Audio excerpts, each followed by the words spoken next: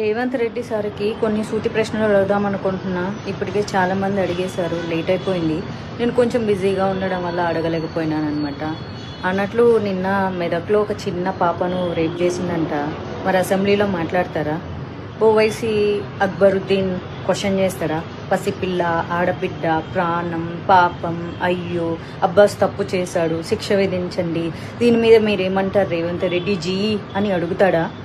అన్నట్లు కొడంగల్లో ఒక రైతు ఆత్మహత్య చేసుకొని దానికి కారణం సీఎం రేవంత్ రెడ్డి వాళ్ళ కుటుంబ సభ్యులు అని చెప్పి లేఖ రాసిపెట్టి మరీ సూసైడ్ చేసుకున్నాడంట. వాళ్ళ కుటుంబానికి 25 లక్షలు ఇచ్చిండ్రా? కొన్ని 25,000 ఎవరైనా ఇచ్చిండ్రా? ఆయన ఎవరో కోమటిరెడ్డి వెంకటరెడ్డి అంట. ఆయన పేరు పొద్దు తిరుగుడు పువ్వు అంట. ఎట్ట తిరుగుతాడంట. మరి మీరు ఆ రైతు ఇంటికి వెళ్ళి పరామర్శించి డబ్బులు ఇచ్చారా? అల్లు అర్జున్ చేసింది క్రైమ్ కాదు, ఆయనకు తెలియకుండా జరిగింది. ఆయన దాని మీద ప్రాపర్గా స్పందించకపోవడం ఆయన చేసిన పొరపాటు. తప్పుకి, నేరానికి, పొరపాటుకి చాలా తేడా ఉంటుంది. అందరిలాగా ఆయన సామాన్య వ్యక్తే. మీకు ఎలాంటి హక్కులు విధులు వర్తిస్తాయో ఆయనకి వర్తిస్తాయి. జరిగిన చిన్న పొరపాటుకి సినిమా ఇండస్ట్రీ మీద ఉక్కుపాదం మోపాలి. సినిమా ఇండస్ట్రీని రేవంత్ రెడ్డి కాళ్ళ కింద పెట్టుకోవాలి.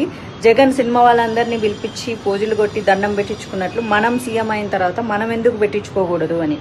రేవంత్ రెడ్డి గారు, మీ ప్రయాణం అంతా చాలా బాగుంది, అందుకే కష్టపడి ఈ రోజు వరకు సీఎం అయ్యారు. జీవితంలో చాలా చాలా ఎన్నో సాధించారు. మరి ఎందుకు ఇప్పుడు ఇంత గలీజ్గా బిహేవ్ చేస్తున్నారు?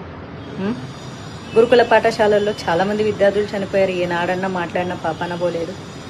అందరికీ సమానంగా స్పందించండి, ఓకేనా? డైరెక్ట్గా బాధితులకు స్పందించకుండా సినిమా వాళ్ళ మీద పెత్తనం చెలాయించడానికి ఇప్పుడు దిల్ రాజును అడ్డం పెట్టుకొని పెత్తనం చెలాయించాలని చూస్తున్నారు కదా.